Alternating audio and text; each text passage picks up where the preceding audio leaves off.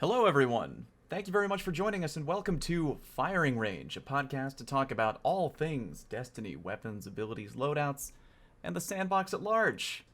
And we have a lot to talk about tonight. I am really happy about it. We got a new gun.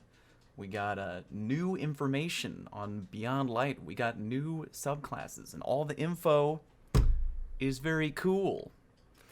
Strangely enough, I couldn't get the joke out, Drew. I couldn't get the joke. We don't have our coolest guy here tonight. He's not here. Cool guy is out and about. Couldn't make it, but don't worry. With all the Stasis talk, things are going to be plenty cool on this podcast. All right, we really want to chill out with the puns, dude. I want to reach like Batman Arnold level of ice puns on the show. You know, that's a nice one. Nice one. Is that who you replaced this picture with on the overlay? No. I should have done that. No. Next something even more obscure that I'm sure no one will understand what that picture is. But if you do understand that picture on the YouTube video, if you're watching on YouTube, 1,000,000 internet points to you. But should we be making more ice jokes? Because apparently some people at Bungie are not a fan of that. You guys seen that on Twitter? The whole like... Nope, I have Wait, not. what? You haven't seen any of that? No, you can't show cracks in the armor. We're just gonna do that now. From what's his name? Griffin Bennett. He's like, Stasis is not ice. Stop calling it ice. No, but it is though. But it is ice. Though. I mean, it's ice. It's ice. It's ice. We're on Europa, a planet covered in ice. We're throwing ice grenades and freezing people. We're making ice walls. Crystals, one of the abilities is called Winter's Wrath. It's like, yeah, it's ice, bro. Just who are we fooling here? It's Florida Winter's Breath, where there's no ice. 80 degrees and still really humid with a thunderstorm. But yeah, oh man, so much to talk about. I'm so glad. But before we dive into the Beyond Light junk, we got to talk about the new gun, because there is a new gun, and that is right in the wheelhouse of this podcast. We got the people here to talk about the weapons, to talk about the numbers. Who has strong thoughts on the new exotic sidearm, Traveler's Chosen? I do. I love it. I think it's really, really good for a sidearm. I mean, I don't know how much in PvP people are going to find that it's worth the exotic slot, because it doesn't do anything like crazy over the top, but it's statistically extremely good for a sidearm. I think it rivals Drang, although Drang does have the bonus zoom, which no other sidearm has. Yeah, but this one has 82 range, which is 20 over the next highest option, which is pretty amazing. So, you know, and the fact that every stack you get gives you bonus handling and gives you bonus aim assist, right? And I think for every 3 stacks you consume, it's like 30% of all your abilities. I mean, it's so much to the point that every time I was hitting it, I was just like, get a kill, consume, and I was like, never out of any of my abilities. It was, and I wasn't even speccing into it or anything. I was literally just using it with my normal loadout. So I am very, very much a fan of it so far. I want to echo that, because I've been using it since it came out, and I've been actually trying it out in like pretty high level 3v3s. I've been playing a lot of Face It lately, trying to improve my game and play more of a competitive setting, and I was using it there, and I was using it similar to Merc, where I would get I'm using a build that I've been using the past few days, and I was waiting for this gun to hopefully top it off. But I've been using the Young Ahamkar Spine. That's the correct one. The Trip Mine one. Yeah. So the Trip Mine gauntlets with the Trapper Golden Gun, so that I could cycle the Trip Mines well. But to help me cycle it, whenever I get a kill with Traveler's Chosen, I get the inherent bonus weapon performance. But right before I die, I always just like consume, and then like have a Trip Mine. So like whenever I know, like I'd fight with my team, and like the increased, I feel like I actually have a question for you about this, Mark, which is what I was going to get into. But I feel like the aim assist helps when I'm like fighting with my team to land shots more consistently. But then right when I feel like, I might die or we're going to collapse on, I just like pull the trigger and be like, consume, and then spawn up with my explosive trap knife and my trip mine again. It was pretty dope. So one story about the target acquisition, just when you mentioned it, I actually didn't read the perk all the way through the first time I started. And I was like doing shit with this gun. I was like, holy hell, I'm not even aiming at these people. I'm hitting them. I was like, this gun has the most insane aim assist. And it was because one of the times I was on like 9 stacks or something. And I was literally like a meter to the right of them. And it was just like hitting them. And I was like, wow, this is crazy. And then I went back and looked at the perk and I was like, oh, that's what it was. Yeah, but on controller it was really, really dope. Yeah, the stat package, like you said, man, it's nuts. You know, forget the fact that like you might not, if you're not impressed by the exotic ability of the gun, which I guess isn't something insane compared to other, like it's good, but it's not It's something not flashy. crazy like you said. It's not flashy, but the stat package, holy crap, the stats on this thing, it's actually like it's 86 range, 73 stability, 85 aim assist, and that's not counting any targeting mods. That's kind of nuts. What I was gonna ask you, Merc, though, is like, you do get a boost to aim assist on the gun, but like, the aim assist is so high already, and like if I'm using enhanced sidearm targeting, that presumably takes that to 95. So is it possible that the boost to aim assist, since Bungie is so, you know, it's so vague, I guess is the word, in their explanations, is it possible that this is like doing, like just pushing the aim assist out, like the reducing aim assist drop off rather? Because I feel like when I'm shooting it at range, when I have those stacks, it's like really sticky at like really far ranges. So could that be what it's doing if the cap for aim assist is 100?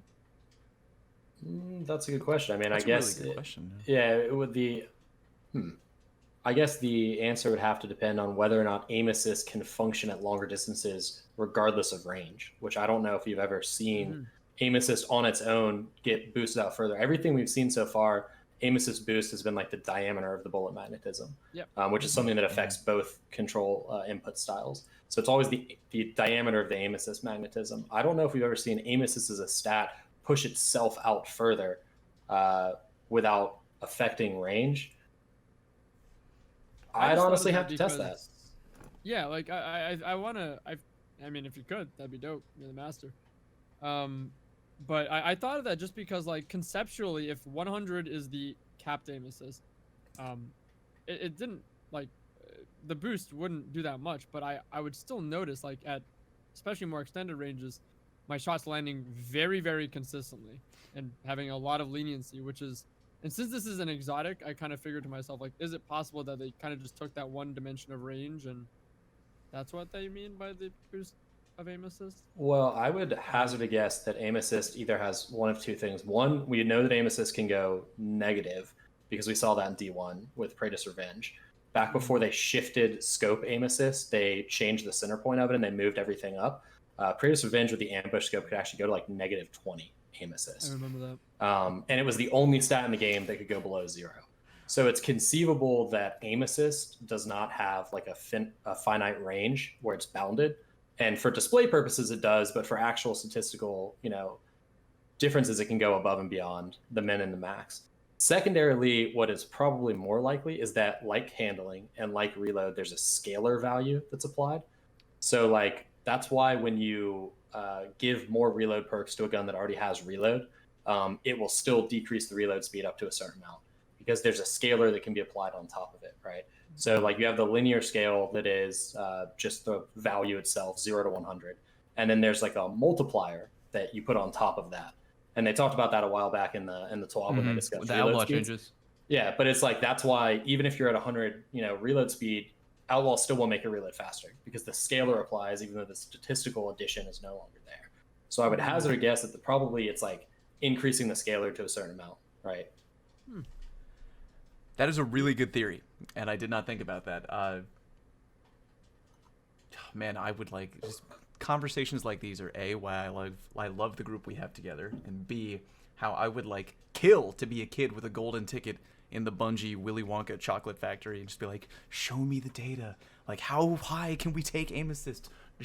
Reveal the numbers, bro. Even when I was there, I had to be really careful about like what I asked about because they told me they're like, if we tell you something that is not right. that is not common knowledge, right? That is not something that we have revealed on Crucible Playbook or Crucible Radio or whatever. Like, if we tell you it, you can not talk about it, and you cannot write about it. You cannot research it until someone else in the community figures it out, right? So I would literally ask them questions, and they'd be like, "Do you want me to tell you?" And I'd be like, how much do you like your job? Yeah. So like some of the stuff I chose, yes, and then like towards the end when I was like, this is really obvious, I'm gonna go back out in the community, and I really want to be able to continue to do what I did. I was like, nah, just don't tell me. Like I'll just do some experiments on my own. I'll figure it out on my own. Don't worry about it. Like, So it's a blessing and a curse. Yeah, it truly Curse of is. knowledge. I want to throw it over to Cammy in just 1 minute, but just throwing in my 2 cents on the Traveler's Chosen. I've been riding the Drang, the hashtag Drang Gang for quite a while. Love that gun. I still do enjoy the extra zoom factor that the gun has that like helps it outshine other guns in the archetype. But Traveler's Chosen, it's hot. The stats are great. There's still a certain, like, I mean, even though the numbers are all really good, you know, the time to kill, the optimal time to kill for Traveler's Chosen, really rock solid. You're not going to outrange certain other weapons like, you know, Gnawing Hunger, whatever. But despite that, I'm loving the gun. And if you have a build that you're looking to run with in either PvE or PvP that focuses on taking whatever ability, be that a grenade, a melee, you know, a class ability, and just dialing it up to 11, Traveler's Chosen, man, like, you'll feel cracked with it while you're getting kills, and then, like Drew said, like, oh, you're staring down the barrel of death, eat the chunk, and then, like, yeah, dude, everything you have, it just goes up. Like, I've been having fun with Camo Night Stalker, like, you know, Gemini Gestures, whatever, abuse the Hunter Dodge, whatever you're feeling like you want to take that ability, crank it up. Just do it. Eat the chunk, bro. But Cammy, what are you feeling over there? Pretty much what Merc said initially, of just kind of looking at what it does in PvP. A lot of my builds are already centered around not needing a weapon assistance for ability recharge. Like, I've been using the Heart of Inmost Light with high resilience and barricades and bomber mods and that kind of thing. I don't need a weapon kill whatsoever to keep my barricades and grenades perpetual. We're talking within 10 seconds of each other always. And then looking at it that it's a sidearm, I would rather just use Devil's Ruin or Drang, and that's what it comes down to. Yeah, so I wanted to ask the whole group this, but I was also going to say, Cam, like, I feel like I've heard that, firstly, that this sidearm feels pretty good on MNK, which is a lot of sidearms don't. I think Drang is, like, the one exception, probably. So maybe a hand cannon would just do you better, and if, like you said, if you were to use a sidearm, maybe you still want one of those. But collectively, as a group, I feel like the question I kind of brought up for myself and kind of talked about in my little video thing was, is this better than Drang? And furthermore, does this contest the last word as they kind of fill a similar space? Like, do you guys think it's better than Drang? Can it be better than the last word? I look at it as a point of, like, Drang is used with the Revoker, and Revoker is that strong. So it's pairing. It's the Individually, pairing. though, do you think Drang, because of the higher zoom, is better still? I don't know. I don't think I do, personally. I think the zoom is like... I can't huge, say but, for like, sure. every other stat... Aim assist matters a lot, so zoom isn't the Yeah, whole story. true. It's interesting Yeah, to I'd have think to give it more time if I would put one above the other. The good news is right now I feel like I don't have to. You know what I mean? Like, one is a kinetic, one's an energy, so it's like they're two sides of the same coin. You know what I mean? Like, if I'm feeling like I want to rock a weapon that fits that role, you know, like the close-up sidearm, great time to kill, feel confident, blast him down, I can take my pick depending on what I want to pair it with, you know? Yeah. I mean, I personally like it more than Drang. I did run into what Cammy was saying, which is struggling to find a special that I really like to pair it with. I don't know. I'm in a weird slot right now where all the powerful specials that I like to use are kind of in the kinetic slot. And so the fact that this took the kinetic slot for me did make it a little bit harder. I mean, obviously Beloved is an easy choice, right? And there are a number of shotguns that are in the energy slot. But it's like, do you really want to run shotgun sidearm? I mean, I guess if you don't believe in anything longer than 15 meters, fine, you can. But for everyone else, you know, does it pair well with a fusion rifle? Not really, since they nerf fusion range. I mean, if Arental was at pre-nerf range, I would run this in Arental, right? But Arental's range is like 19 meters right now, unless you do some crazy stuff with it. And this thing's range is like 13, 14, 15 meters. So it's kind of like you just got a lot of overlap there. And it's like, you know, what I found my options limited. I ended up running dual primary is what I ended up doing. I ended up using an adaptive AR with a long zoom scope, which gave me like pulse rifle range. And then I used this, and I did much better than I thought I deserved to do with double primary. But I can't say that I was happy about it because I don't really like running double primary, especially in anything that's actually relatively competitive.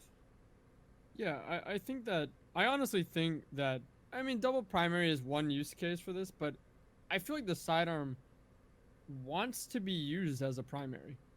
Like its perk itself, it gives it better, aim assist. It improves the weapon stats. I feel like this gun wants to be used like a standalone, which is why I think this is, for me, it's sniper or bust. Like for me, it's like the easy choice was use Beloved and use this like the last word. Maybe even more consistent than the last word. Last word might have Could a we little say bit more map range. dependent then? That maybe Endless Veil comes up and Sidearm goes on? But I've maybe been using it Jab on a 4, lot you of go maps. hand cannon? I was using it even on Dead Close. I think Dead Close is the only map that I began to somewhat struggle with it. But Jab 4, I felt great. Burnout, I felt great with it. Would you agree, Drew? It's probably just a matter of spacing and like how you move around the map, how you pick your engagements. I mean, like you could use it on a big map, provided that you play it the right way, and move around it in a particular way. Yeah, and Are you that's what hitting I'm trying to shots master with it at this consistently point. with the floor on controller? Like, are you hitting max distance with that with the low stacks? I still feel like I'm hitting shots pretty consistently. But Okay. you have to think about it, Cam, though. The majority of the time, snipers are so strong right now that I can main Beloved. And, like, Yeah. if you're a skilled sniper, you're going to get a pick, or you're going to And you're gonna get clean up with damage the in that sidearm, allows yeah. you to capitalize. And then a lot of the time, you ideally, I'm still getting better at it myself, of course, and improving, but you play behind your shotgunners, and then you're just putting in damage with them, and you got them. I started toying around with very, very low range, very high stability sidearms on M&K, and just trying to shoot way out of range. We're talking Widow's Court across the map kind of range, and they will land shots, very surprisingly. This one with a combination of like we said, 86 range and over 70 stability, like it lands shots pretty consistently. So, like I said, I've been liking it with a sniper. It's been the most logical pairing for me personally. I've been trying to dude, the Beloved is, I could hear it calling to me. You know what I mean? It's like peanut butter and jelly. But I'm really, and maybe I shouldn't be doing this. We're only in September, but I'm really trying to beat into my head already. It's like, sun setting, man. You gotta prepare. So I'm looking for other pairings. I have an Ikelos sniper. Still don't know if it's Ikelos or Ikelos. Yeah, see, I got you covered, dude. I've been in the Garden of Salvation raid grinding. Yeah. I went for that Omniscient Eye. Yeah. Yeah, I initially deleted it before sunsetting was announced because I'm not going to use that crappy sniper. And then of course sunsetting is announced, so now I have to go back into the raid. And I get it. The reason is it's the same zoom as the Beloved. So if you're already used to the Beloved, just upgrade to that. Drew, don't you have a really hot Omniscient that you used for a while? Yeah, I mean, I have two of them. I have an actual insane amount of snipers at this point, ready for sunsetting. So, I have lately what I've been rocking is I'm using Beloved mainly, but I am keeping used to 45 zoom with an Eye of Soul that I'm super in love with. I am enjoying it a lot more than I thought. I have a good Ikelos, I got a good Omniscient, I got a good Supremacy, and a good Widow's Bite. All with nearly ideal rolls that I want. So as long as I keep myself used to different zoom levels, of course I have my Twilight Oath, which I kind of use as well, a little bit here and there, but I'm keeping myself used to a wide spectrum of zoom levels. So whatever comes in the future, and with sunsetting, I'm ready for whatever, hopefully. That's what I'm doing for that. Good call. Man, I really wish we had Cool Guy here because he had a tweet out earlier in the week where he was like, this gun is elite. It's top notch. I really wanted to hear his kooky play on it. In fact, he did send me a clip of a really funny thing that he pulled off with the Traveler's Chosen. I'm going to let him reveal that either on YouTube or on Twitter. Not going to take the wind out of his sails, but it's exactly something I would expect from a mad scientist like Cool Guy, trying to take a combination of a powerful ability that you can quickly recharge, combined with an exotic. No, it is not a void grenade kill. Something else. But I'll let him, follow Yeah, Cool Guy. I'm waiting to hear that. I did like Drew's take, though, which is, if I can't have over 100 aim assists, no one can, then eats all the ability energy before he kills. Yeah. Dude, Eats it and then gets the trip mine, and then I just keep causing havoc. I mean, back to your point, though, Cam, actually, last point is that you said, how am I making up for range or whatever?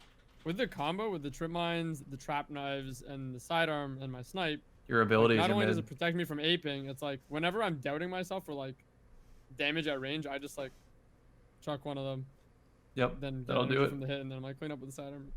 It's dope. I'm in love with it, man. I really am. Yeah, there's also something to be mentioned. We don't talk about bows a ton, especially legendary bows, but it does pair pretty well with the legendary bows. Not quite like hand cannon, glinting damage levels, but you can crit with a bow and switch to the sidearm and clean them up with it. Not at tremendously great distances. It's not as functional as it would be with a hand cannon, which has much longer range. But there's still the fact that bows are instant, chunk damage of 130 plus if you crit someone, right? And that's at all ranges, and they don't have high zoom, so you can use a bow at closer ranges. And I've also heard rumors that it pairs really well with legendary grenade launchers because you're pretty much airborne 100% of the time. Because the Traveler's Chosen is like pretty much perfectly accurate in the air. Not quite 100%, but it's very accurate in the air.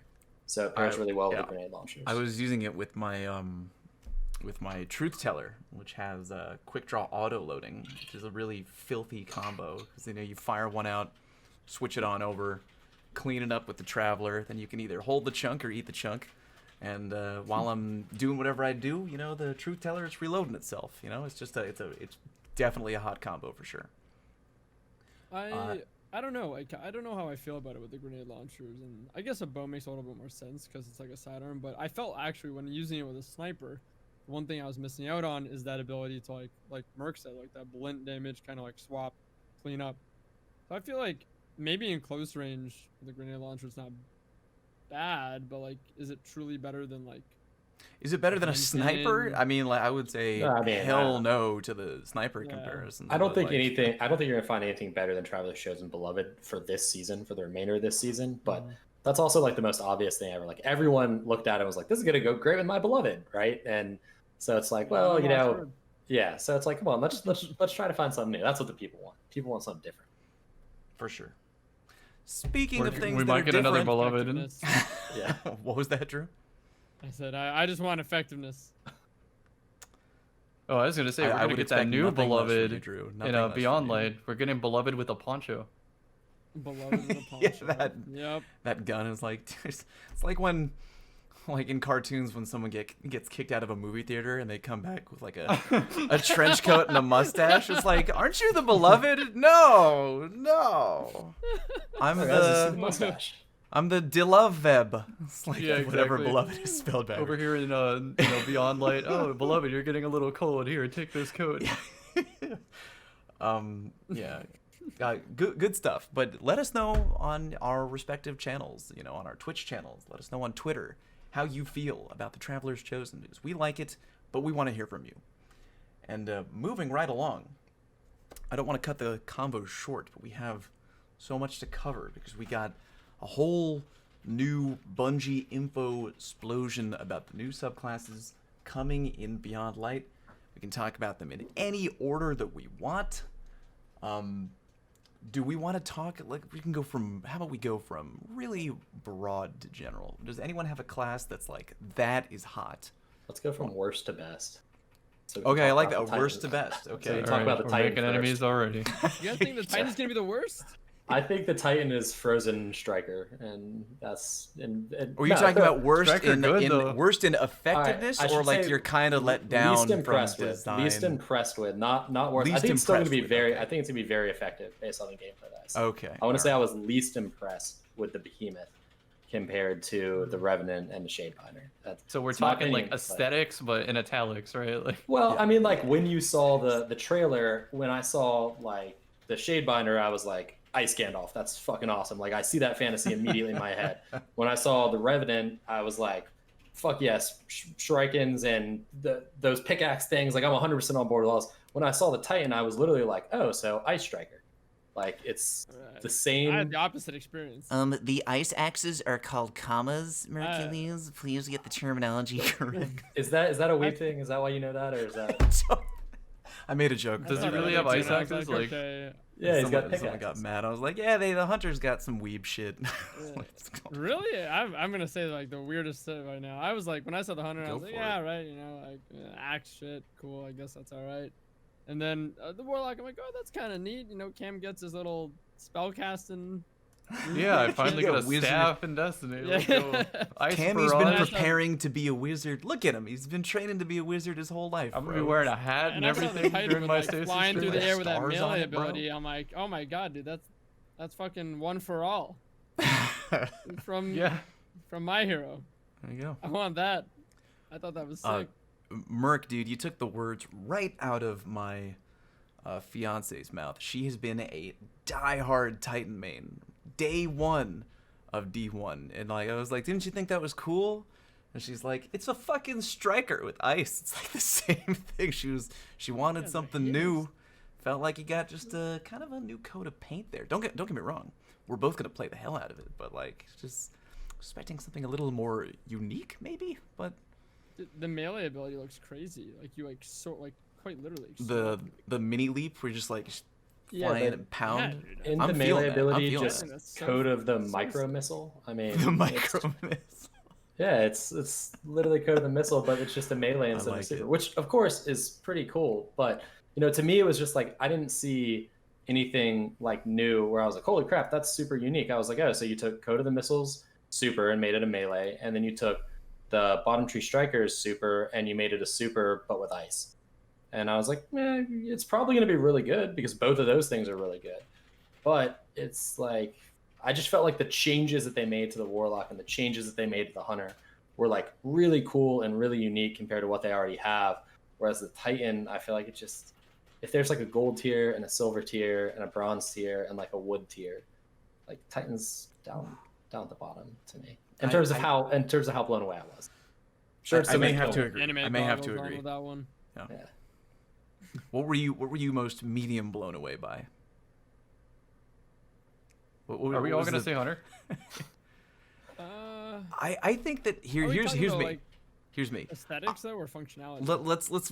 Let's break that down. In terms of like cool visual and unique style, I was like Warlock. Yes, that is cool. Like the Ice Wizard.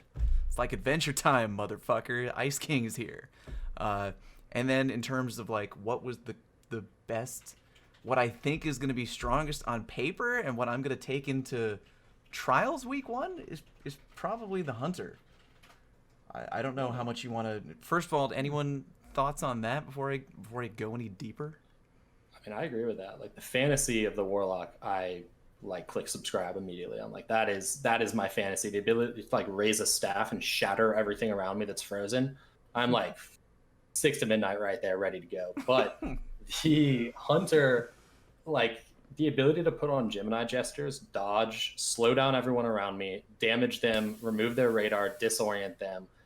And I'm already like, oh, I'm going to be that guy, but I'm definitely going to do that. That sounds too much fun. So functionality-wise, the Hunter takes the cake for me, but pure fantasy-wise, I really love the Warlock. Look, a man, lot. I'm gonna for the past like 2-3 months, I've been like pretty much maining Hunter in PvP because like I didn't want to be that guy anymore. Like I was complaining about the Hunter dodge for a long time because I think it's really strong. I think it's one of, if not the best ability in the game. It's so good. Like it charges really quickly. People get thrown off by it, especially if you're playing on console, like because it breaks the aim assist. Like people on console, like they don't know how to act when you Hunter dodge. They have a really good jump. You pair the Hunter dodge with the fact that you can use it to either bring a melee back or just auto reload, which is like crazy in the hands of the right player. And then I'm reading the info on the new Hunter, and it's like, oh yeah, if you just dodge near people, they get slow. It's like, what the fuck did you just say? Like, it really depends on how far the range is, right? There's a bunch of things that I'm that I'm thinking about, like, that could either be cracked or okay. Like the nade where it's like, oh, you throw it and it, like, the ice goes towards the nearest person, whatever that nade is called, the cold snap grenade, because it's like, how quickly does it track?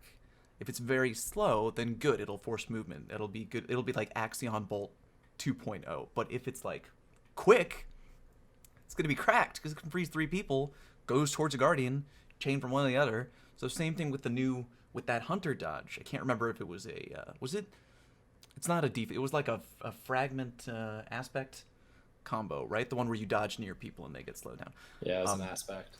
If that can tag people as far away as like the Gemini gesture, which can go up to I think like 19 meters, it's like that is absurd. Like, can it tag people through walls? Do you have to have line of sight? Like, all these questions I really want answers to, but like if it falls into the right category for me, it's like, dude, hunter all day. First impression for me, I think I'm bringing the Titan into 3s and the Warlock into 6s. Hunter, I'm not sure on still. Really, I want to hear more about that. I was like, well, in comp, I've been noticing that the barricade's kind of good. I mean, they rebalanced it when Trials came out because it's so good. They gave weapons that gave increased damage to the barricade. Right, the shotgun and the fusion now damages the barricade. So when you have someone camping the barricade, you just swap weapons. right. So it's kind of nice with the sniper-centric playstyle. I have infinite barricade, so it's just pure safety where we get to use part of the map again, and is nice. But to know that Titan might have some crowd control abilities in combination with that barricade, it's going to be nice. We'll be building the Let It Go frozen castle over here in Trials. Not to mention, Cam, how that just like the middle tree striker, the Thunder Crash, just like that melee ability. I think that like entry frag ability of that leaping. Yeah, that's no melee joke. Those is very also very really interesting. fast moving melees are incredible for opening plays. And we're talking best teams in the world. This will still pull plays off on. No one expects it. For sure, no. In combination with like, I've been A dying to coordinated talk team. to you guys about. I've been dying to talk to you guys about the glacier grenades, because like I've been of the mentality that like come November and December, some of the best clips that you're probably gonna watch on Twitch and YouTube are going to revolve around the glacier grenade for both PvE and PvP. I think that like it's going to draw out the creative talent of players, like the people we have in this room. Like I'd kill to watch Cammy come up with some cracked new angle. You know, he already has like perches up on Midtown and stuff like that, like a new makeshift perch with glacier. Yeah, I pay rent on Midtown now. I'm like hanging out in the apartment so much.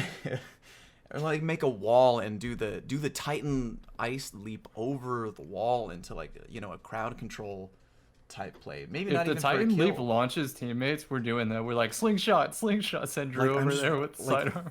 Thinking of plays, because Cammy is like, not only Cammy, everyone here, like we're coming up with, here's the goal on paper, write it down. Here's what we want to try and pull off in a game. So maybe Cammy sacrifices himself to fly in with the Titan leap. He gets everyone absolute. Drew comes in, finishes with some other cracked combo. It's like just the playmaking potential of the new classes and like the glacier grenade and all this stuff. It's like, I'm really excited for November. I think it's going to be a lot of fun. I'm already seeing it now, man. Just like Telesto me up. I'll go in with the glacier smash. It's right there. Right there. Oh, God. I think it's looking that really cool. I think the Warlock looks like the best to me in terms of like effectiveness. I was specifically like not worried, but you know, I was like, huh. When I saw like I think they said was it the ice staff ability? Are you talking about the instant melee or the freeze? super?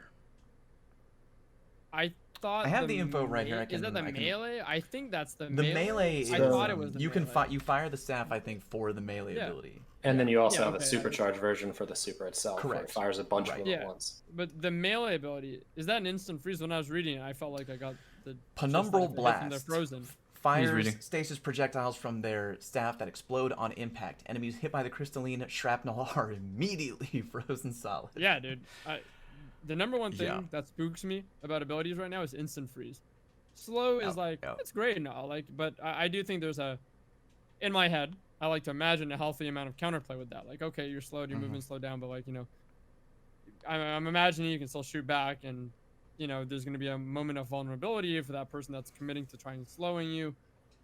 If they're leading with that, I like to believe there is some sort of counterplay there. Instant freeze, that's where I am like, So to You know, piggyback it's, on that, You know what I was talking about earlier, where I have questions where it's like, depending on the answer, it could be cracked or like, you know, niche, whatever. My question for Penumbral Blast, because we've seen a little bit of it. I don't think we've seen enough to the point, because every time I've seen it, I think it was in PvE, or the clip was sped up, or it was like close range. How fast are these projectiles moving out of the staff? Because if we're talking like top tree Dawnblade melee, then yeah, I'm gonna be a Warlock man near 4. I don't know. Yeah. And also they have different levers they can pull, right? Like we now have activation times that are slower for certain melees, since the weighted throwing knife has a slower activation time than normal throwing knife. So it could have a very slow activation time. It could have a very slow recharge rate, right? Like they could double the fucking recharge rate. Sorry, I'm not supposed to curse on this podcast, but they could double the recharge rate, and you know, it could be like a 2-minute long recharge rate, and then it's like a mini super when you get it, basically. You know, it's like you get your super every 4 minutes, you get this every 2 minutes, and if you really want to get it every minute, you spec hard into it, and it's powerful, but you give up a lot to do that. You know, or there could be no tracking, or you could be able to shoot the balls out of the air, and they're slow like Axiom bolts or something like that, right? Like there's a lot of levers they could pull to make it not OP, but I'm with you, Drew, that the idea of being frozen solid in a fast-paced multiplayer game is going to make people break their controllers. It's crazy strong. Yeah, go on, Drew. This is more like a general take, but I think that I've said it before, depending on how this is rolled out, how this is balanced, this could be a good thing for the game, because movement, as I've said many times, movement is the most valuable thing in the game right now. And there are people that, you know, like to be over aggressive for the sake of being over aggressive and like flying in. And I think this is going to change the way people think about approaching engagements. And I think that might be a good thing. And I think that also creates a better play style for, you know, some people like to be over aggressive and like fly in, get like high damage, going for shotgun kills and like quick picks that are kind of unexpected. This is going to facilitate people being able to counter that and like bait better and really punish like super high aggression. So I think that's I'll add kind to of that. the yin and yang, I think, right now, where we're at a point where you can really fly in with some classes, and this is going to oppose that. So that's just my comment, I guess, on the free stuff. I guess going back to the subclasses, I was going to say, I think natural, I'm going to try all of them because they all look really cool. Titan, I'm most interested for fun because I like how the abilities look and it looks really cool. Hunter, just because I main it. I've been running 6 Coyote for the last, like, I think Cam can tell you. Yes, dude. 6 months. Love the Coyote. 8 months. Yeah. Like, and I've been like just preaching all day, every day. My favorite 6 Coyote moment is, all right, I'm popping a super, and I'm watching from like the death cam, and he just does a dodge, sniper shots all whiz by, and then they all line it up again, and then he does another dodge, and they all miss again. They're like, they're out, they're out. Beautiful. Yeah. Well, that's why I originally started using it, is because it breaks the aim assist even on MNKF snipers. So I'm like, yeah, I'm tired of being beamed by these things. So, anyways, I think that the Hunter dodge is insane, but it's ironic because having this slow on dodge thing is pretty nuts, I'd imagine, with 6 Coyote as well. So I'm very well prepared for that, and I main Hunter, so I'm probably just gonna end up playing Hunter most likely. Yeah. Oh, I remember. I was gonna say, this is the first time Destiny has some like really lethal crowd control options, it seems, and that's gonna bring a whole new dynamic to PvP. It's gonna bring some strategy to the table again, because I think the winning strat is kind of like choking out your opponent, just limiting their options to where they have just one kind of mediocre option to engage. And as long as you're confident enough that whatever that option left is, you'll win, go for it. Meaning we might get primary fights back because of the fear of getting frozen. Yep. That's exactly what I was alluding to. Is I actually think that if this is done, or if this is balanced well enough, we might actually get some primary fights again, because people are going to change the way they play because they don't want to rush in and just get frozen and countered. And then, you know, that's going to spiral into... You know those like Counter-Strike nades that fly over the map and land somewhere very specific? Those are going to start getting used with Stasis. Because it's all crowd control. It's all area denial and crowd control. Yeah, Yeah. I also think it's gonna really reward team play and how you like use your abilities with your team. Because I think some of the clips we kind of saw, like, I think there was a clip in the reveal, like the Titan kind of had them frozen, then the Warlock came in, like shattered them all or whatever. Mhm. I think they're gonna be like Right. interactions and moments where like I could freeze or slow someone, and then you can use your abilities to capitalize and like Yeah, finish dude. that play off. Total Which is, synergy, like kind a of interesting. it's like a volleyball. Like, you know, you bump it, set it up, and then Cammy flies in for the spike or whatever. Like it just yeah, looks. yeah. I'm trying to think of all the fun that could come of, like, I'm just trying to think of, especially for the glacier grenade. Like, imagine your teammate is chasing somebody down with a roaming super. Enemies trying to run away. They're trying to run out away from the super through a hallway. You're like, glacier nade, nope, you're trapped in there with him because he's just like summoned a big wall. They can't break through it right away. Did you guys see how big the dusk field grenade zone is? The one that creates the suck zone. Yes, TM? yes, Yeah. that's true CC. It really is. Yeah, big time.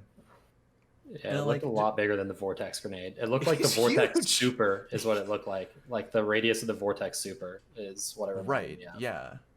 Or like if you powered up the the top tree nade or whatever, it's large, and like I'm totally fine with it not being immediately lethal. Like a D1 fusion nade or whatever. It's like it just creates a huge zone.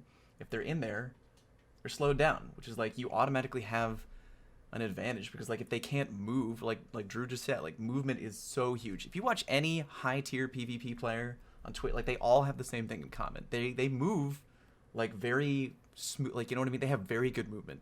They don't move in a way that like a a beginner player would move. And if you take that away from them, you slow these people down. It's like you don't have to damage them a ton. You can outplay them now. Like they're a sitting duck, depending on how strong the dusk field nade is.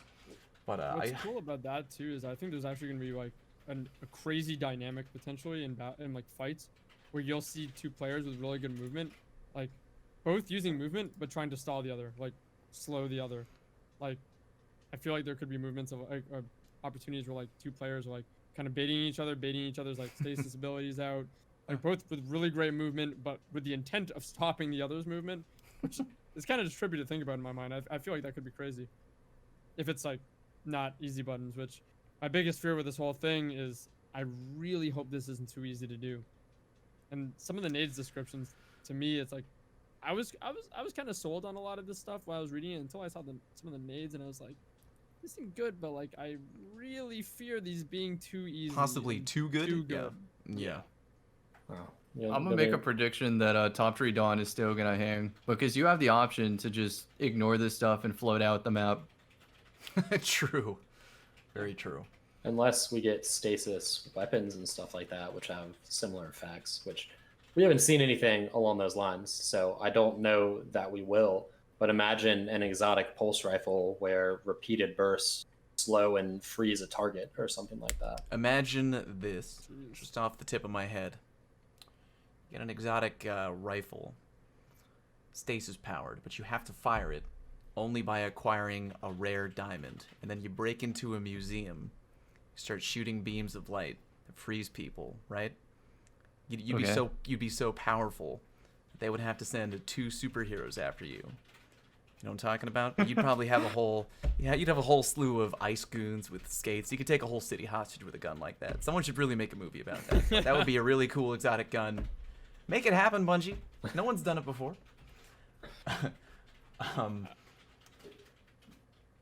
What do you guys think about something Cam just said? Oh, go on. I was gonna go to aspects and fragments, but we got time. We got time. I was thinking about what was Cam just saying? Cam, what were you talking about last? Top Tree Top Tree Dawn Dawn? remaining Oh, Top as Tree a Dawn. top Yeah, yeah. option despite So- stasis. What I'm hoping for in an ideal world is that like I said, movement's gotten really fast in Destiny 2. I think we're faster than. I want to say we're faster than D1. I would say so. The way you can chain Top Tree Dawnblade is a better Twilight Garrison. Anyways, it's. I think if not faster than D1, I think we have really high speed options for many classes. We got Top Tree Dawn, we got Stompies, Dune Marchers, even Transversives for other classes. Astrosight with Blink. Like, we have so many speed options, and I hope that we keep that and get more. now that you know, instead, like, now that we're gonna have Stasis as a way perhaps to be the balance. Like, I really hope this becomes like a yin and a yang. Like, you get these high speed movement abilities, but you also got this way, if you want, this play style that can, you know, counteract it and focus on baiting those in. Like, I think that could be a really cool dynamic if this is delivered properly. Good call for sure. Do we have any thoughts on the aspects and fragments? And if you're listening at home, you haven't been really paying attention to the new info on Beyond Light. We have new things which are going to allow you to customize your in-game experience a little further through aspects and fragments. And I think aspects are class specific and fragments are not. Did I get that correct? That is correct. I Okay. believe so. What was that? You believe so? Yeah. Meaning I like believe if so. yeah, so you know, a hunter aspect would be the one that we talked about, where if you use your hunter dodge, then people near you are going to get slowed down. But then you can insert a fragment into that aspect, and the fragments are usable by anyone, but you know, only the hunter can put the fragment into a hunter aspect. But so it's a level of uniqueness to each class via the aspects, but then everyone can do the stuff granted by the fragments. How do you guys feel about that coming to the game? Are you excited? Do you think it might be too much? So, interesting thing, just another way they're balancing this. Each one of those aspects actually has up to 3 fragment slots. So, weaker aspects can potentially allow you to slot more fragments into it. So, you're not limited to like 2 or 4 fragments. Like, you could potentially have up to 6 fragments attached to all this stuff. If you look at all the different images, like, you'll see the aspect, and then underneath the aspect, it says fragment slots, and there's like some of them highlighted. Mm-hmm. And when they pick those ones that have multiple ones highlighted, then you'll see the number of fragment slots at the bottom open up, like width-wise. So I'm really excited about that. I think it's neat because I think it gives us some very specific ways to modify the abilities that come with the class, right? That are, you know, it would be like picking 2 subclass perks. I think that's what they're trying to get at here. I don't know how many they're going to have aspects total. Maybe like 4, maybe like, 6 seems like a lot, but probably like 4 or something. So you get to pick 2 of them, and that makes it seem like you're picking your 2 subclass perks. And then you have 2 like general perks or 4 general perks. And these perks are just kind of like, you know, subtract 10 intellect, gain bonus damage when you shoot frozen enemies or something like that. Something that's just universal and applies to everything. I love this. I actually think this system might be better than D1's like subclass trees that we were given. Yep. I'm Yeah. already in my I agree head. with that. Like, I haven't been this excited about any D2 subclass in a long time. Not even because of the subclass, because I'm already mining all the information I can, and like, how can I pair this? How can I pair this? How can I pair this? Mhm. Like, what can I build? What can I build? What can I build? And part of what's fun to me in Destiny is building loadouts, and we haven't really been able to do that with subclasses yet. Yeah. So I'm in love with it already. We Yeah, gotta and- say that UI looks beautiful on this. It Very looks really clean. good, very clean, stylish. It kind of hits all the right notes in a very good way. And yeah, Merc, I'm really glad that you that you answered that way, because I am like, yes, like I'm hoping like that there's just a bunch of aspects. I really hope that there's just a bunch, because opening the door for unique customization, as long as it is not anything that would disrupt the game in a potentially negative way. Like, I hate to even bring this up, but you know, back in the day in D1 when they were like, "Oh, we're gonna bring artifacts in," and then like a kind of a mixture of good and bad, right? But I mean, like, I think they've learned from that experiment, and maybe this could be like the perfected version. Just anything that allows you to feel like you have more control. Because I agree, I miss that feeling of D1 when we had a tree and we could be like, "Oh, let's do a little mix and matching here, depending on what I want to do." And still, So like the, quick comment on Yeah. that. Back to D1. Mhm. I would say that you sort of had an illusion of choice where your realistic competitive options on those skill trees was very similar to what we have in D2 now, which is you pick the solar one and it has 3 very solidified Maybe play three. styles. The Maybe, option, I think maybe 2. 3, yeah. Yeah. In Destiny, if you go back, some of them, like Blade Dancer, there was only 1 or 2 ways There to was, like, realistically run it. Right. Yeah. Like, if you didn't run the best perks on that tree, which were very obviously the best, you were kind of like, Yeah, why and are you the doing problem this? is if it wasn't like that, then the developers have to test so many of those multiplicative options every single update. And so when I think of all the dev time that goes into skill trees, I would rather them just give us the flat options like we do in Destiny 2. Really go into the identity of something rather than giving us an illusion of choice where we're all just going to end up picking the same competitive option. I want to say the thing is, though, with this system that I'm liking about it, I agree, Cam. I feel very, very similar. Although I do think something to recognize is people do want more choice with subclasses. I want to say that I think we've gotten more synergy and synergistic abilities than we ever did in D1 because they were able to tie them to each other in this game, which is great. But people nonetheless want more. They want more variety and choice as the subclass. I think this is actually like a really cool, not quite medium, but revision on that take. I fully agree with Merc saying that it's better than D1. I would say it's an enhancement from first glance for sure over D1. Yeah, but that's like just my initial knee-jerk reaction to these things in MMO games. Things in D1 is like there was like no cost. You just like choose whatever.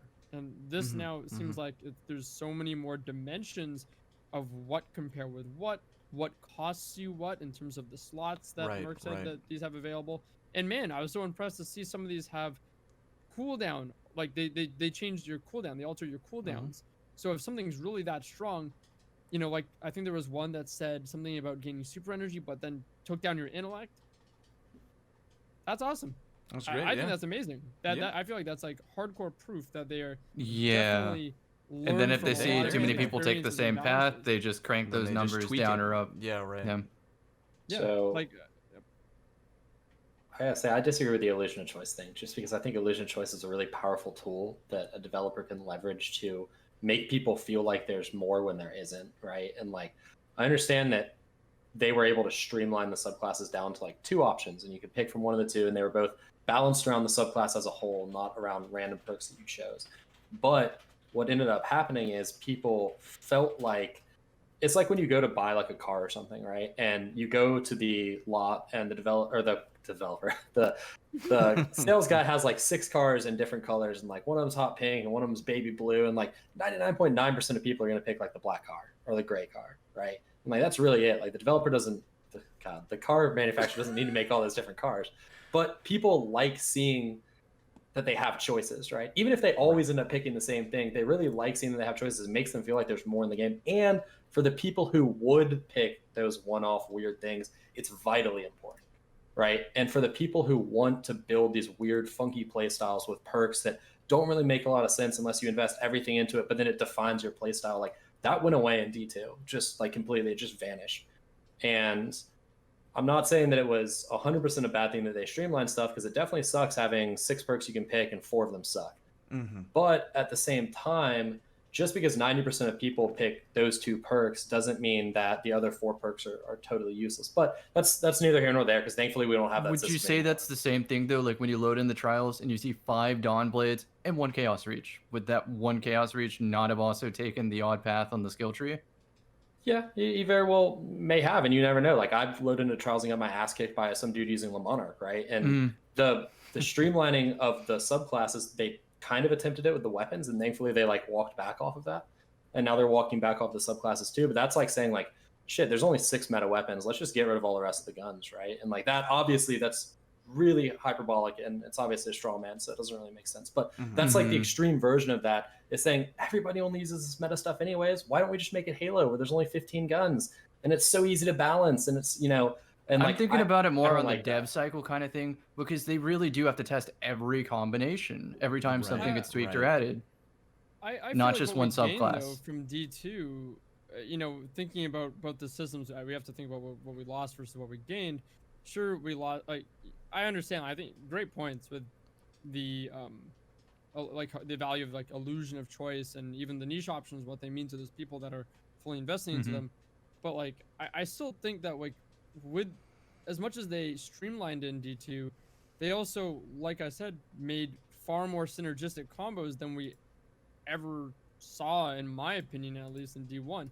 I think something like the combination blow Arcstrider, which was my first main, and I did bottom tree Goldie for a while, but my first kind of like dedicated main subclass that I ran, and Cam can probably attest to this, was the combination blow arc strider in year 1, and I thought Yeah, that the was a melee centric one. super In D1, you could synergistic make something similar to that, but it was a watered down version with the skill tree Yeah. options. So I think that they lowered like the potential because they had to balance so many perks being together, whereas in D2 you got like these crazy synergistic, cool defined playstyles that you can kind of master and then add on top of. yeah, but like my thing is like, what if you just taken those two little quads and you just stretch them out into lines and you could just pick one of each slot, right? Like to me, having explosive knife with 6-shooter golden gun didn't feel like synergistic at all for me. It just felt like I have to use 6-shooter to get my explosive throwing knife, and like I don't want to use 6-shooter to get my explosive throwing knife. I just want my explosive throwing knife, right? Like to me,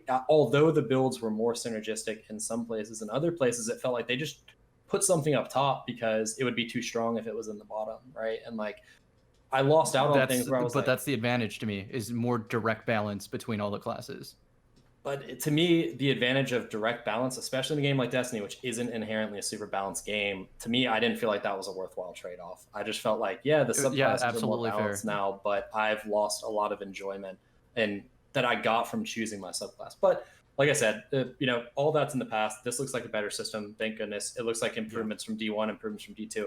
What I really like is that with the aspects, I think, and I could be wrong here, but I think this will give them the ability to add new aspects as like seasons progress, right? Whereas Yeah, right now that with our definitely looks good. subclasses, Yep. we never get new perks added to the subclasses. With this, because they're swappable, like I think they'll be able to just like build a new aspect when a new season comes out. And you go out in the world and you find it and you can just slot it into your build. And I'm like really excited for that because that will add freedom to manipulate subclasses that we've never seen before, like season to season. Yeah, I would agree. It's like a whole new door, like depending on how unique or strong they make each aspect. Because again, you just do stuff Yeah, out I of want to nowhere that you emphasize on couldn't do that. It's before. so cool that they tie that to the stats because it sets it up in the future for just an easy revision. I was gonna say, Cam, like I am truly over the moon about that. I always worry about like I really feel like Destiny in the past has had a problem with like giving you absolutely no cost or nearly no cost for like bonkers abilities. Right. Now with the build system, I feel like the more they progress with Armor 2.0 and all these kind of like steps they're taking to like build, make builds, they're introducing more, cost payoff decision making, and that gets me really excited for the future. Damn right. Damn right. Again, if you're listening at home and you have strong feelings about any of the new subclasses, Stasis in general, is it ice? Any feelings about aspects or fragments? Let us know on Twitch, on Twitter. Reach out. We'd love to hear from you. And speaking of loving to hear from you, that's what we like to call a smooth transition. We will now move on to community questions, which you've hit us with on Twitter. I really appreciate all of you for weighing in with your questions. We'll try to get to as many as we can, but believe it or not, we occasionally get off track. But that's okay, because it often leads to some of our best discussions. So, yeah. Here's one from Van Holden. With the new stasis grenades being revealed in the Revenant reveal, do you all expect high discipline builds to be sought after in PvP, specifically trials, and what grenade do you think will be the best? I think intellect will always be number one, as long as it exists. I would agree. Depending Depending on the game type, I mean, I have an answer for this. I've been not taking discipline and instead going for class item perks like bomber to refill my grenade. Because the way I look at it, if the cooldown is effectively the same, well then I'm also using twice as many class abilities while I do it.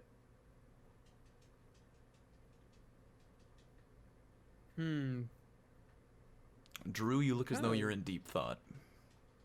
Thinking about this question. So, sorry, was this pertaining to stasis as well? Because my Yes, they were Yeah. talking about the Mhm. stasis grenades and Yeah. if you think people will choose Are gonna people discipline in gonna the future. go to yeah discipline? I think that they will. I'm kind of the opinion that hot take, but I think intellect's a little overvalued right now. That is a hot take. I would love to hear more. I just think that there's such diminishing returns to investing in high intellect that you're compromising other abilities and stats that could be allowing you to get potential pushes, I guess, in the context of trials, grenades being really one of those, sometimes a melee ability, I don't know, things that would be getting you picks, giving you opportunities to push and just win around rather than feeling like maybe you have a safety net if it gets close. I just think that if you're playing well together as a team, intellect isn't perhaps doing an incredible amount for you anyways. It's more like if it's a safety net for a close game, or feel like you're trying to make a comeback and you're just going to play your super. Yeah, which I guess is strong, but like it's again such diminishing returns past like I think like four or five is like really the sweet spot. I think between 3 and 5 is the sweet spot before you start getting some pretty harsh like diminishing returns on the intellect stat. That's what's driven me away from investing in it as much, or at those higher levels really, where you, like I said, can be using grenades, and in this context you could be using grenades that freeze your opponents, quite literally opening up pushes for you. So my question is, are we not more likely to see high strength builds become something that's more popular? We now have a warlock melee that's ranged that can freeze you. Yep. We have a hunter melee, which they have 2 charges, and if they hit both of the charges, which it also looks like they track like the sentinel shield tracks, where you can bounce them off a wall and it will track to a target, and if you hit 2 of them it freezes them. And we have the Titan melee, which, although I wasn't impressed with it aesthetically, is basically Code of the Missile super, but as a melee, right? And that's a movement ability that is wildly unique in terms of Destiny. I mean, imagine some type of coordinated push where you spawn and Titan launch yourself directly at the other team's, exit to their spawn point, right? Like, my question is, like, are we not going to see, depending on how powerful these things are, maybe we'll actually see melees become really strong? Because I feel like strength is almost a forgotten stat for like most people's builds. Like, I know me personally, it definitely is, unless I'm specifically doing something that I want a ton of strength. But like most of my builds, it's like resilience, intellect. I do discipline, recovery. Strength is like, it is. There's some of it, I guess, if I had a point on accident. But yeah, if you're running a build that focuses on strength, then yeah. Otherwise, it's pretty much my my dump stat, to make a D&D reference. But God damn it, Drew! I feel like you open up a door, I can have like a 20-minute sidetrack on the value of, and like let's get it out real quick. Do it. I play mostly trials, and when I do play trials, I mostly am helping people try to get flawless. So maybe it is just maybe it's dependent on the game type. Maybe it's depending on the team that you're with or what you're trying to accomplish. Because with most people, we very much try to help them, especially when people haven't gone flawless before. We will implore, is that a word? We will employ the snowball offense tactic, where it's like, okay, first 2 rounds we're gonna win on neutral game skill alone, just like positioning, all that stuff, and then after we've gotten to that point, hopefully we've cranked our intellect mad high, because even though we're doing well, it's not that we're trying to plan maybe on a safety net, although it can function that way. We just want to get that snowball rolling immediately and just totally bury them before they have the chance to push back, especially on a map where you can close the gap really quickly. You just pop right into the middle, pop super, roaming super every time, cut them down, round over, make orbs, do the same thing next round. So it's, for someone who plays trials pretty much 95% of the time, I put a really high value on intellect, but I could definitely see that for other game types, other playstyles, people, everyone plays different. Not everyone plays the same class. I'm sure. That it would work differently for other playstyles. It's just I'll add on to that. Just putting my note in the hat for intellect there. Do you like run like super high? Like, do you try and get as close as I get like 100 every time I do like 100. Okay. Because to me, what I think is though is like you could be getting like 5 per se, and like you're still going to get, like, if you guys are like winning the first few rounds, like you're still going to get your super early True. on. And there's actually ways to like improve, like there's pump action, there's remote connection. I have there's, all oh, every Yeah, time. you just I do 100 everything intellect together. I do double pump I action. feel like when That is way, it, like, especially too if I'm much, playing or, like, with. when is it redundant?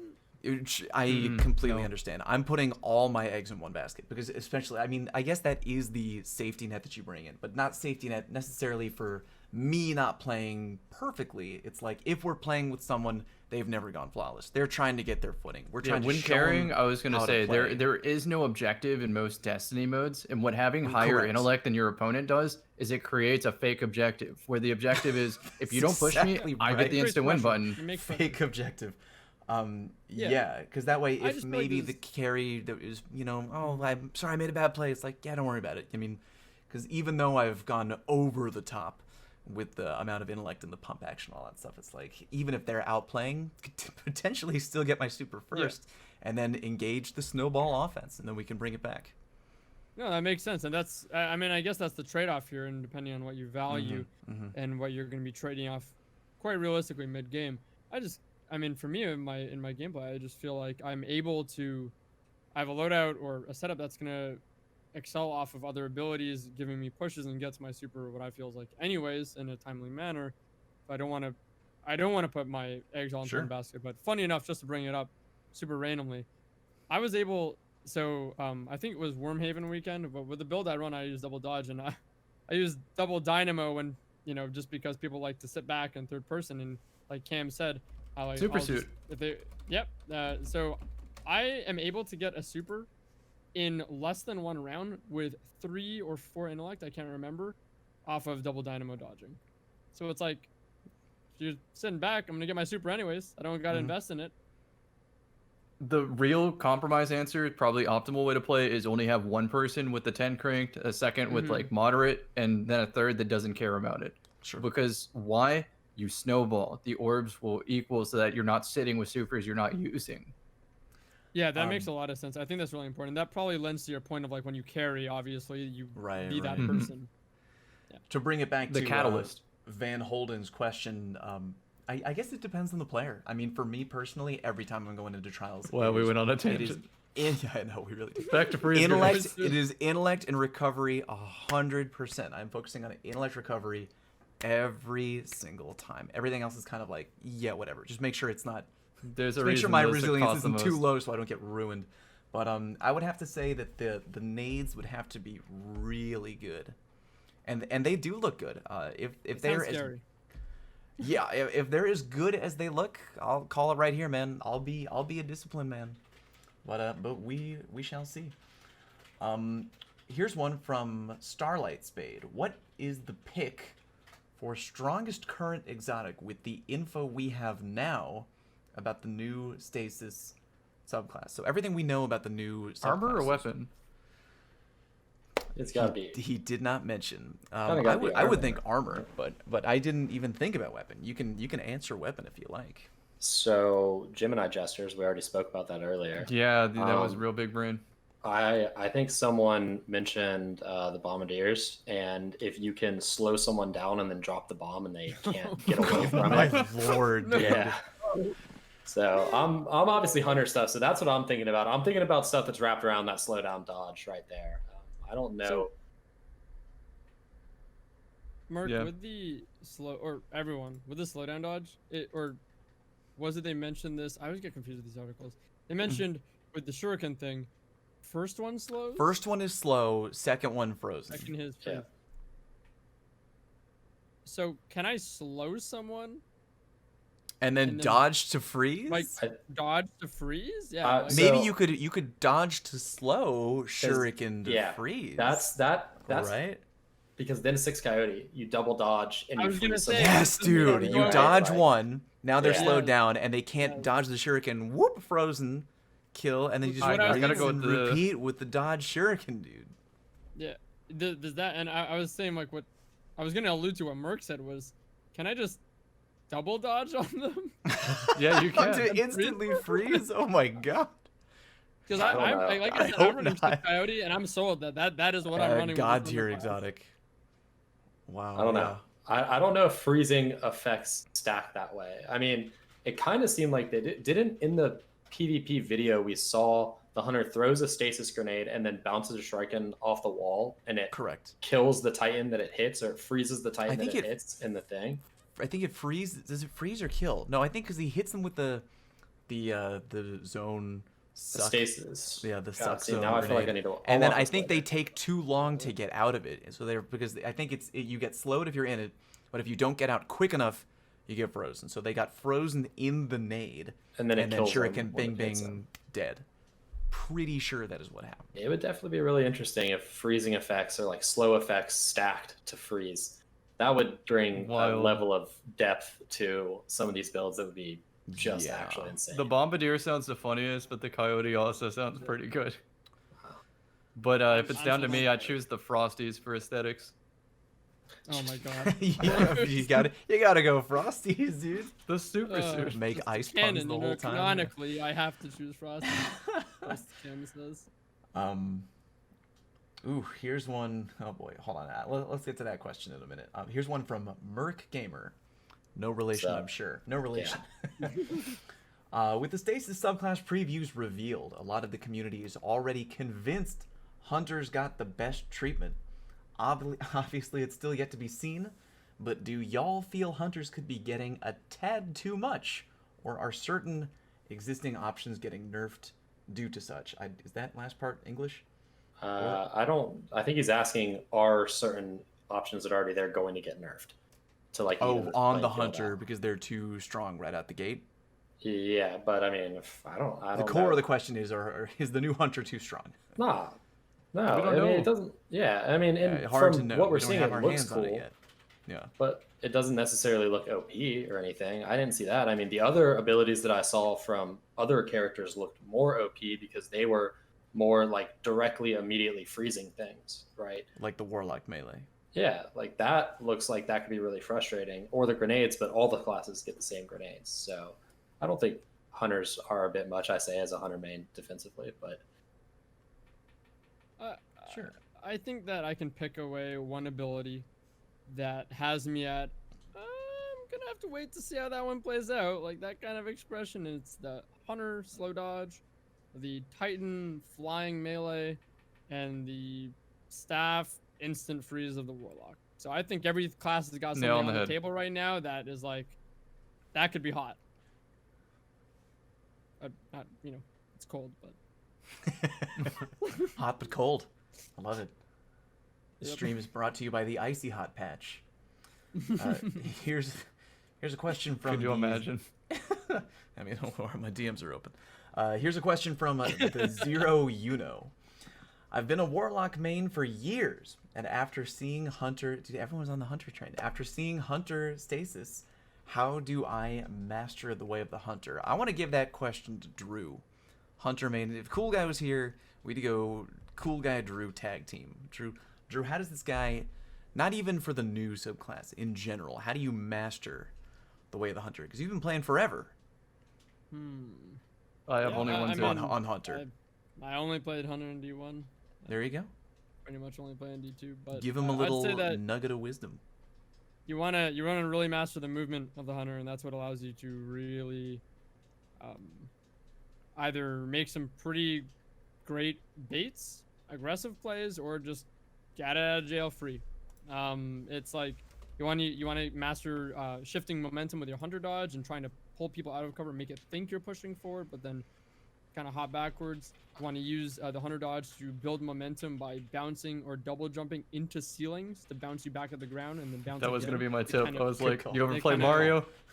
yeah, it creates momentum. Like you quite literally jump, double jump right as you're about to hit a ceiling. It'll shoot you back at the ground, then jump again right when you hit the ground, and you'll fly. So that's how you be aggressive, and then use your Hunter dodge whenever you can. Use it to disengage. Use it when you're sliding to shotgun and immediately get out.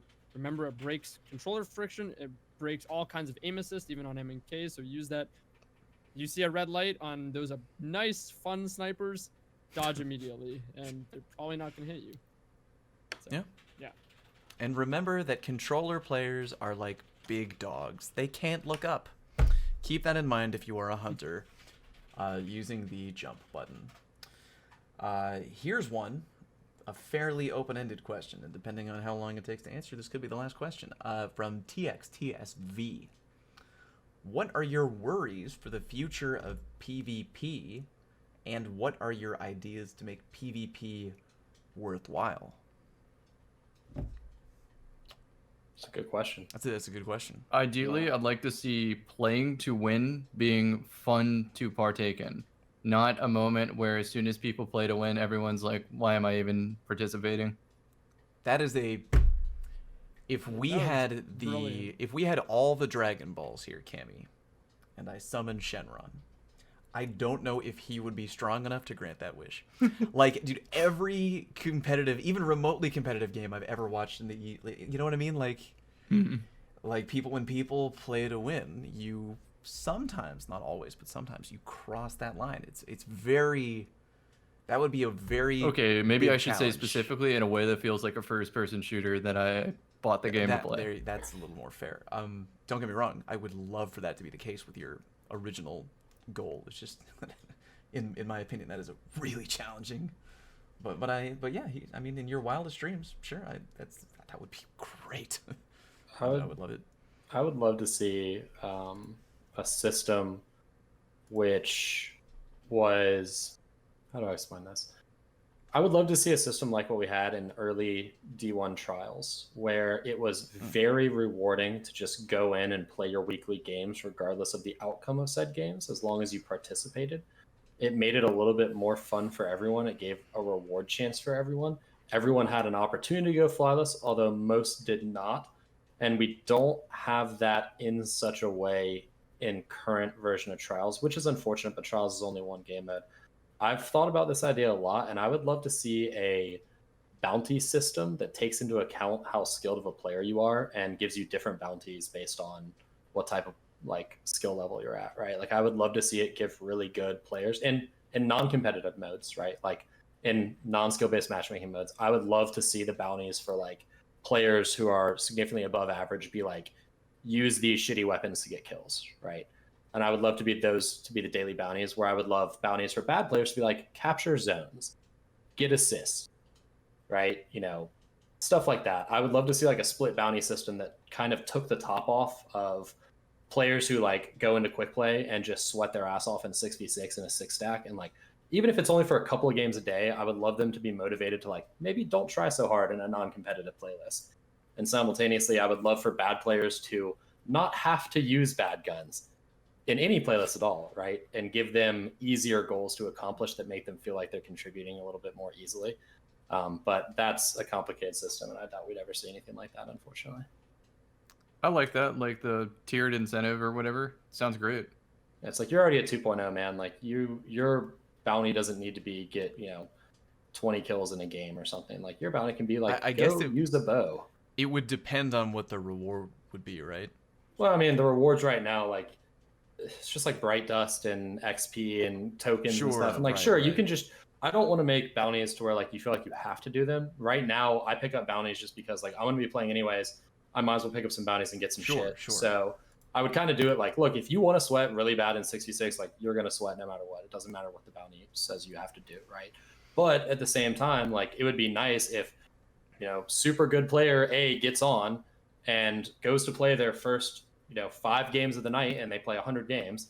And they're like, oh, for the first 5 games, I have to use a scout rifle and a bow. And then those 5 games, they're not quite whipping the ass of the other team so hard, kind of just evens the playing field. Whereas player B, who has a 0.5 KD and looks at the daily bounties, and it's like, get 5 kills with a bow. And that literally takes him 5 games, right? So it'd be like, hey, can you go like capture 2 or 3 zones? Because like that's way easier for you and you contribute more to the team doing that than you do using a bow and doing literally nothing. It's a mixture of oddly beautiful and honorable, and at the same time, I don't like it. You don't have to do the bounties ball out. All you get is tokens anyways. You don't use those tokens for anything. I'm just playing around. Yeah, my worry for the future of PvP would be that there's not enough, that the squeeze isn't worth, that the juice isn't worth the squeeze.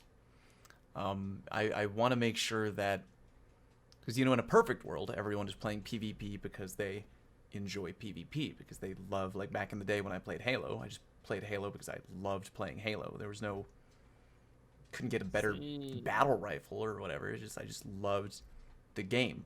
So that's the 1 through perfect 50, world. man. Yeah, dude, that's the perfect world. But you know, if we had rewards, we've learned from Destiny time and time again, people will put up with a lot of grinding and playing and heartache to achieve a badass reward.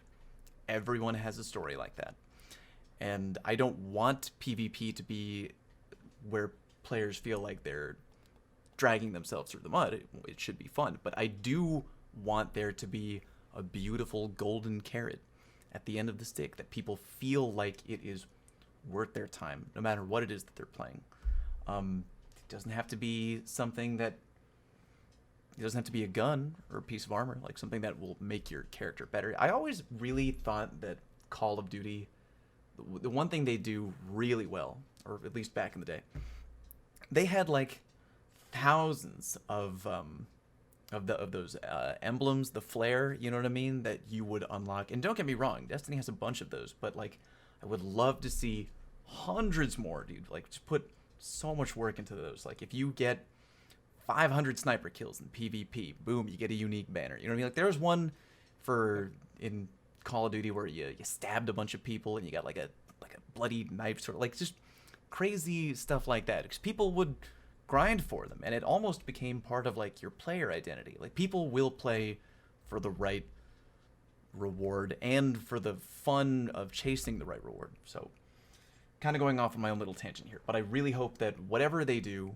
for PvP, aside from keeping PvP fun in general, is giving players a cool carrot at the end of the stick to chase forward, to make them feel like this is fun. It's worth the, because not everyone plays PvP. You know, there's PvE players out there. I want people to feel like it's worth the playing. That's what I feel. Here, I have a good flair for it. It would be like, you know how you can kill somebody with the impact of like a suppressor, flashbang, or incendiary Oh, yeah. nade? Something that keeps that counter, like maybe 100 of them, and you get a cool flare. I don't know, it'd be like sticks and stones or something, but people would see that as like, wait, how do you even do that? That'd be great. Yeah, Yeah, something like I that. agree with all the points. I think you guys all said something like super good that I'd say any given one of them. My biggest fears for PvP, I'd have to go with Fallout, that there's perhaps not enough incentive to play. Incentive matters in this game. Of course, I just naturally want it to be enjoyable, but I think the enjoyment of PvP rides a lot on the sandbox balancing. Maybe even sometimes more than the PvP modes, but I'll get into that in a second. So I guess my fear, I don't want to be a Debbie Downer, but I am both very optimistic about Stasis and fearful at the same time. Right? Sure. So, but that's just in general. I just hope sandbox balancing continues to have a focus on PvP, because I do think that's what attributes to it being enjoyable in many ways, other than the rewards, which again you guys have already said, and I totally agree with. What I would like to see, something that I'd like to see to make PvP enjoyable. We talked about this, I think, the last time. Objective game modes. I really would love to see more game modes, specifically objective game modes. And while we're on that tangent, maybe just make the survival playlist back into competitive and just a fan service to the maybe more hardcore PvP players or people that want to get into a more organized environment. Make it have some really badass cool cosmetic rewards. I think the emblem and like I guess even like weapon skins or shaders or I don't know, stuff like If that. they give them the button, I uninstall. I really think that like the idea, like Call of Duty's formula of like these really cool, emblems, and maybe if we can get animated emblems, that'd be really cool. Like in Modern Warfare 2, I think it had some of those that were kind of sick, and some of the other COD games, weapon skins, things like that, maybe that are only available from playing the Control playlist or playing the Survival, or in my proposition competitive playlist, and whatever else. But things like that I think would be really awesome. That's huge. I'm on board with that. Definitely on board. I can hear the Halo announcer now. Ball Capture the taken. flag. Yeah. Ball taken. Hey man, like we said last Balls week, dropped. Rift, salvage with no kill scoring. Just, I'm good. We're good, dude. Yeah, hey, not bad, boys. We got like 5 questions done. It's not New bad. record. Maybe a Is new that a record. record? 4 more Yeah, than we'll usual. back- I feel like that's a record. Good, really good talk. I really wish we had Cool Guy here, but the good news is that we can get his opinion on a whole bunch of things when we get him in here the next time. We appreciate all of you for joining us tonight on the DCP Firing Range podcast. And before we go, we're going to go around the table, let you know where you can find us, beginning with Cammy. Where can the people find you? Twitch.tv/CammyCakes. I'll just go with that one today. Booyah. Drew. You can find me on Twitter, twitter.com/Drewsky's channel. I always wonder myself if that's the right thing, but at Drewsky's channel. Twitch.tv/Drewskys is where I'm live and around most, and occasionally on YouTube, youtube.com/Drewsky's channel. Merc. You can find me on Twitter, Mercules904, and you can find me wherever you get your podcast at on the Destiny Massive Breakdowns podcast, which comes out Friday mornings. Booyah. My name is Fallout. You can find me on YouTube or Twitch, youtube.com/FalloutPlays or twitch.tv/FalloutPlays. We record DCP Firing Range every other Wednesday night on Twitch. And for those of you who watch us live, you watch us on YouTube, you download the podcast, whatever it is you're doing to watch or listen, please know that we appreciate you greatly. We look forward to seeing you out there in the wild in D2 on Twitch, wherever. Thank you for joining us. Have a great night, and we will catch you next time.